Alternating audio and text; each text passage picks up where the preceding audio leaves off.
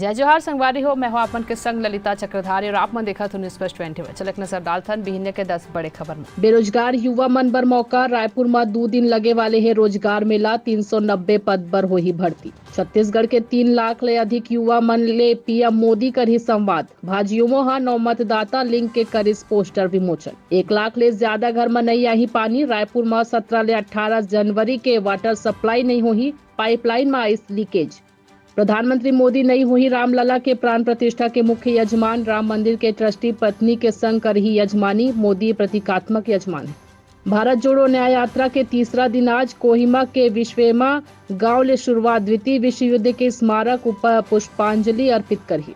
Goa Delhi Indigo flight 12 घंटे late हुई। Aircraft parking में बैठे नाराज है यात्री। जमीन में खाइस खाना। एयरलाइंस से माफी मांगिस। दिल्ली के गीता कॉलोनी इलाका में टकराइस 2 कार, 1 जन की हुई मौत। गणतंत्र दिवस में जम्मू कश्मीर और पंजाब में घुसपैठ लेके अलर्ट जारी। मणिपुर में एसडीओपो सीएच आनंद के हत्या के 2 मुख्य संदिग्ध गिरफ्तार करे गए। राजस्थान के पूर्व मंत्री महेश जोशी के आधा दर्जन ठिकाना ऊपर ईडी के छापेमारी हुई। ऐसे ने तमाम जानकारी ले लगातार अपडेट रहे पर देखा तो न्यूज़ फर्स्ट 21 आप मन के हक के बाद।